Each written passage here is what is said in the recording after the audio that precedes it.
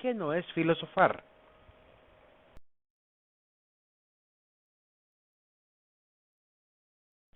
La filosofía no es melancolía, no es pasar todo el tiempo en tristeza, como algunos consideran que el filósofo ha de llevar una vida muy triste, y de hecho, pues la pintura de Heráclito pareciera que intenta explicar la manera de ser de él.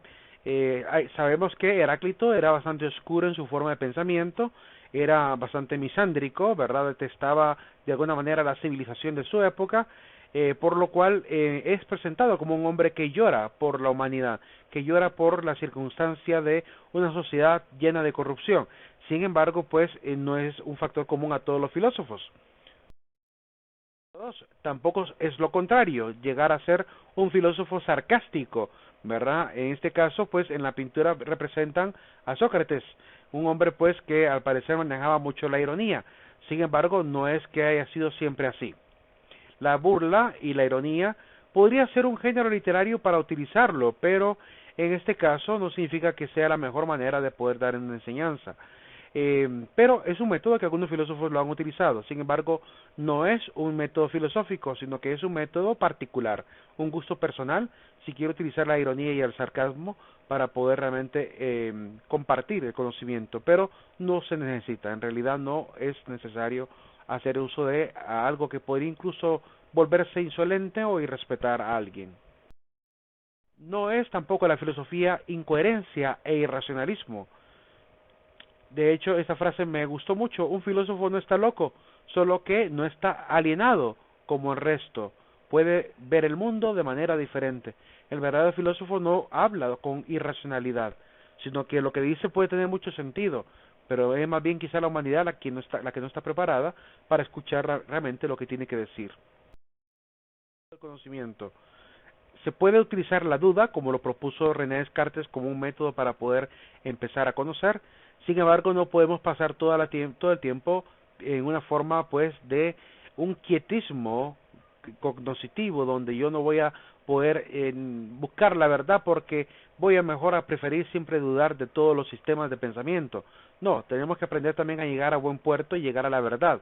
Razón por la cual la duda solamente me previene, me llena de prudencia suficiente para no caer pues en una alienación, ¿verdad? O en una falacia, en una conjetura que pueda llegar a generar error, ¿verdad? Y que tarde o temprano me llegaré a dar cuenta que he cometido un grave error al creerla. Es importante entonces mantener la duda de vez en cuando, pero no digo llegar al extremo.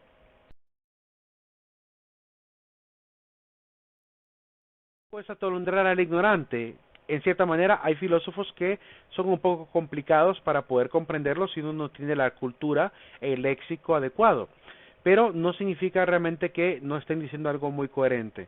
Quizá las personas que no tienen mucho conocimiento o no se han enfrentado a la realidad de los escritos filosóficos, pues quizá encuentren cierta dificultad. Pero conforme se van adentrando más en el mundo de la filosofía, cada vez se les va a hacer mucho más fácil y pues terminará gustando. Yo creo que quien entra a estudiar filosofía nunca sale decepcionado, es decir, realmente si logra aprovechar el tiempo y lo utiliza para el bien y lo hace con mucha, se puede decir, con la búsqueda y de satisfacer su necesidad de conocimiento, encontrará realmente mucho, por lo cual no saldrá jamás pues decepcionado de lo que pueda llegar a aprender. No son sintaxis laberínticas ni usar léxicos incomprensibles. El vocabulario de filósofos puede ser a veces muy técnico, pero también a veces está bastante al nivel de cualquier persona. Es decir, que si hay escritos, ¿verdad?, que cuyo autor no se esfuerza demasiado en hacer pues que la obra sea más, se puede decir, popular, ¿verdad? Y utilizan obviamente frases en latín, frases en francés, frases en alemán, ¿verdad? Utilizan este tipo de recursos para poder quizá acercar más próximamente la idea al verdadero sentido que quieren darle. Sin embargo, ya hay gente que ha sentido pues el disgusto de encontrarse con obras que no va a poder terminar de leer porque de repente carece del conocimiento de la lengua. El caso, por ejemplo, de la ética de José Luis de Aranguren, cuya obra en generalidad está excelente, pero a veces tiene francés griego, ¿verdad? Alemán, metido dentro de la obra, y el autor no se ha esforzado por traducirlo, sino que lo coloca como parte de su academia, ¿verdad? Y sabe que el libro está dedicado a la gente que de cierta altura académica, que incluso manejan esas frases o conocen esas lenguas, por lo cual es un libro espectacular, pero hay que estar obviamente a un cierto nivel para poder llegar a comprenderle. Mismo charlatán, ¿verdad? No es estar obviamente diciendo cosas incoherentes, ¿verdad? Estar generando conjeturas, como suceden a veces en algunos foros de internet, donde los chicos supuestamente pretenden parecer muy filosóficos, pero lo hacen a puros memes.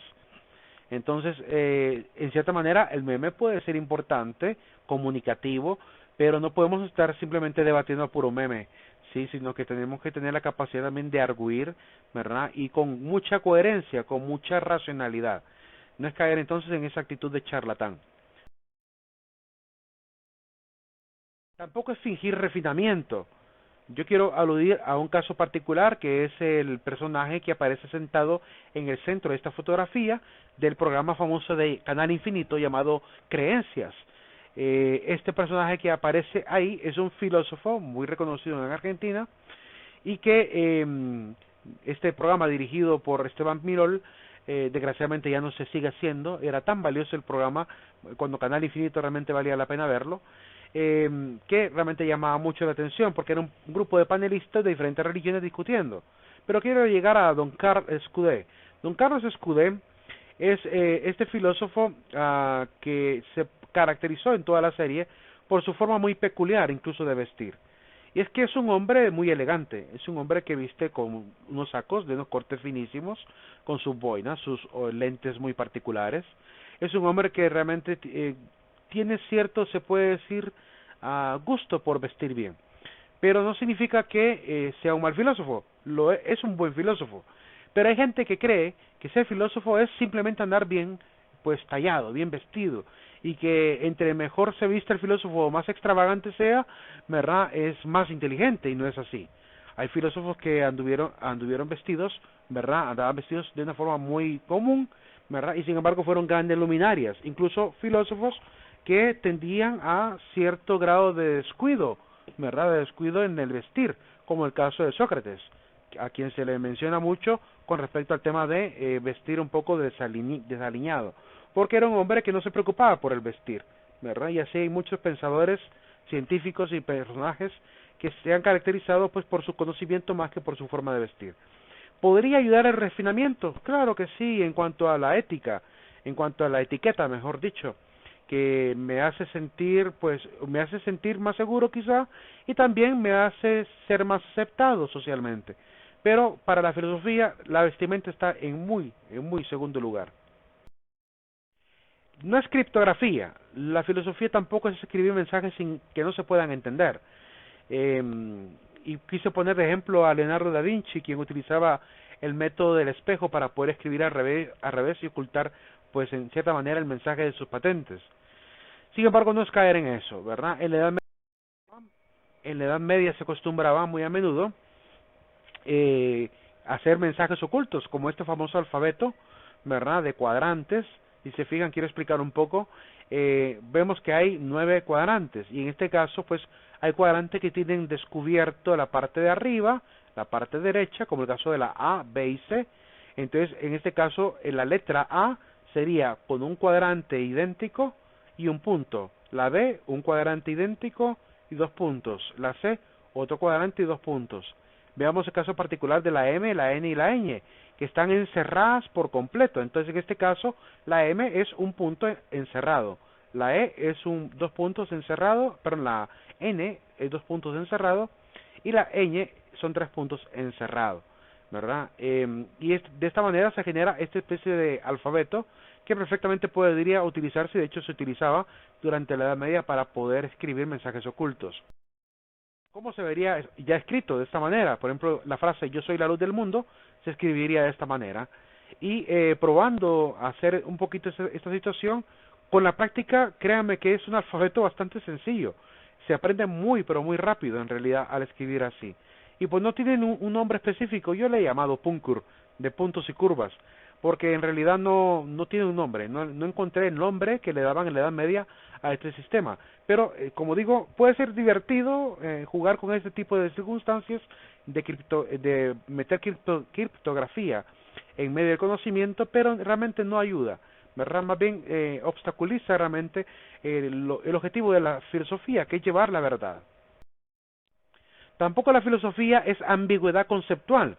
En este sentido, pues, cualquiera que sea moralista podría generar un concepto un poco confuso, como el siguiente: el ser humano es un ser libre, pero está obligado por su ambiente y entorno social. Hay moralistas que opinaron de esa manera, como Jean-Paul Sartre, que decía que el hombre es libre a la fuerza, ¿sí? O sea, ¿cómo es que es libre pero a la vez está forzado, obligado? ¿Verdad? Entonces no es realmente libre. Crean en el lenguaje ciertas paradojas y se puede hacer uso de esas paradojas. A veces son paradojas muy geniales, como la de Sócrates: solo sé que nada sé, ¿verdad? O como esta de Jean-Paul Sartre: somos libres a la fuerza. Estamos obligados a ser libres de alguna manera. Y pues un ateo confundido podría también generar tanta ambigüedad que en una sola oración podría estar negando y afirmando algo. Por ejemplo, imagínense si quisiera negar a Dios diciendo: Dios no existe, pero existe un principio superior para la naturaleza que debería ser una causa siempre existente, capaz de dar un orden inteligente a lo que existe, además de ser independiente de la materia existente, es decir, una causa supernatural. Al final pareciera que estuviese definiendo siempre a Dios. Este tipo de conceptualizaciones se podrían llegar a generar, pero la filosofía no es caer en ello. Al contrario, un buen filósofo evita las ambigüedades, ¿verdad? Y si utiliza una paradoja, pues tendrá que explicarla, tendrá que decirla, para no generar confusión. La filosofía tampoco es especulación sin finalidad. Decía Henry Adams: la filosofía son frases ininteligibles, que no se entienden, a problemas insolubles. Sin embargo, no es tan cierto. Muchos filósofos llegaron a grandes verdades. De hecho, por la misma filosofía es que aparecieron las primeras ciencias. Tales de Mileto llegó a ser prácticamente uno de los principales matemáticos. Pitágoras inventó el teorema. Aristóteles era el padre de la biología y además de la lógica. Entonces llegaron obviamente a conocimientos válidos. No significa que el filósofo deba siempre llegar a algo que pareciera que no se puede ni siquiera entender, y mucho menos que jamás va a llegar a una solución. Un problema puede ser ininteligible, diría yo, para alguien, en el sentido de que es él el ininteligente para resolverlo. Lo que he venido diciendo: puede ser que mi cultura sea la que me hace incapaz de poder comprender aquello que me parece ininteligible. De hecho, en algunos debates que normalmente he tenido a través de las redes sociales sobre temas distintos, ¿verdad? A veces yo me esfuerzo por presentar el argumento amplio, digamos, un gran párrafo de YouTube, de Facebook, y el chico con el que estaba debatiendo, de repente me pone unas iniciales que en inglés prácticamente me dice too long to read, ¿verdad? TLTR, que significa demasiado largo para leer. Es decir, que la gente que realmente intenta debatir en las redes sociales pretende de que los argumentos sean siempre simples, como que fueran frasecitas de galletitas de galletas chinas. No, el verdadero argumento, el argumento válido es aquel que está bien fundamentado, por lo cual, ¿verdad? Si quiero realmente debatir sobre temas filosóficos, tengo que estar dispuesto a aprender a entender y sobre todo a leer, que también es importante. La filosofía tampoco es arbitraria jerga iniciática, o decir frases de filósofos, ¿verdad?, sin sentido, desprovisto de ideas profundas, como cuando alguien de repente, yo les platico siempre esto, que hay personas que me dicen: usted es el licenciado en filosofía. Sí. Me dicen: cogito ergo sum. Entonces me citan la famosa frase de René Descartes, o me dicen: solo sé que nada sé. Y yo, obviamente, por respeto, jamás voy a decir lo que pienso en ese momento, pero créanme que a mí, en mi interior, siento cierta pena, porque sé que esta gente repite esas frases sin saber qué significan. Sí, y eso es lo lamentable, que se queden solamente con la idea famosa, pero que no hayan llegado a la comprensión de la complejidad que está implícita en ese tipo de frases. que está bien aprenderse frasecitas de la vida, en la vida, pero también es importante aprender el sentido. Por esa razón, el citar a un cogito ergo sum de René Descartes no te hace filósofo, ¿verdad? O citar a un Sócrates también, mucho menos. Y más cuando crees que lo que Sócrates está diciendo en esta frase es que realmente era un ignorante. Y eso no es lo que realmente está diciendo. Está diciendo que sabe al menos algo, que sabe que le falta mucho por aprender. Eso es lo que sabe. No está admitiendo la ignorancia, sino que está admitiendo que sabe con certeza que su conocimiento, ¿verdad?, es poco, pero tiene que esforzarse por saber más. Entonces, lo que realmente incita en esta frase es esto, ¿verdad?, el afán por conocer. Tampoco la filosofía es de fachatez absurda. Hay gente que cree que ser filósofo es andar como si fuéramos, no sé, de la etnia Rastafari, ¿verdad? Andar vestidos con rastas, fumando marihuana, vestidos con chancletas Crocs o sandalias, ¿verdad? Con pañuelitos ahí bordados de etnias, con apropiación cultural. Creen que ser filósofo es andar desaliñado, y no significa realmente que ser filósofo sea eso. Sí es cierto que Sócrates es el caso excepcional que mencionan los libros de historia de la filosofía, de que era un hombre descuidado en su vestir, andaba solamente un manto enrollado en el cuerpo, ¿verdad? Y no se vestía elegantemente como los grandes senadores y magistrados de la época de la gloria ateniense. Pero obviamente es porque a él tenía en baja estima realmente la vestimenta. Le parecía que eso no determinaba obviamente la inteligencia de una persona. Y yo soy también de los que cree que la vestimenta no define la capacidad de una persona. Sin embargo, como digo, puede haber un equilibrio. Tiene que aprenderse un equilibrio. Lo que decía también él mismo y su discípulo Aristóteles, el justo medio. En todo tenemos que encontrar el justo medio, por prudencia. Con la filosofía es tendencia al pesimismo. No, cuando leemos a Arthur Schopenhauer en esta frase, la vida se presenta como una continua mentira, pareciera que es un pesimista, como que no ve la luz en este sentido. Sin embargo, no es la única frase de Arthur. Tiene obviamente obras completas y en esas obras tiene frases muy bonitas, como por ejemplo, el que no ama ya está muerto. Es decir, ama para que realmente vivas en realidad. O la siguiente, superar las dificultades es experimentar el deleite de la existencia. Es decir, aprender a ver la vida también con esperanza, ¿verdad? De no ahogarnos en un vaso entre los problemas. Tanto prevalece la salud por sobre todo bien, que probablemente un mendigo sano sea más feliz que un rey enfermo. Una forma de aprender a ver también la vida con sobriedad. Así que no es cierto que la filosofía siempre va a enseñar pesimismo. También hay frases positivas. Tampoco la filosofía es ser profeta de calamidades, animado sobre todo por estos tonos, sobre tonos apocalípticos o frívolos, donde hago creer que ya viene pura desgracia a la humanidad, se va el fin del mundo, la humanidad va a un declive, y pasar todo el tiempo criticando a la humanidad como que vamos a hacer la desgracia. Puede ser importante la crítica, ¿verdad?, honesta, donde con franqueza digamos cómo vamos en el mundo, pero no podemos tampoco caer en ello. Tenemos que aprender también a ver la vida a pesar de la guerra, de las catástrofes, de las calamidades, aprender a ver la vida también con esperanza. Y los filósofos están para dar luz, no para generar más oscuridad. Dice Anatole France, si exageráramos nuestras alegrías como lo hacemos con nuestras penas, nuestros problemas perderían importancia. Es importante también reconocer que el ser humano suele darle más, como dice Anatole, más importancia a lo malo que a lo bueno. ¿Qué pasará si en nuestra vida olvidáramos rápidamente las cosas malas y solo recordáramos los momentos de felicidad? ¿Cómo viviríamos? ¿Cómo sería el mundo?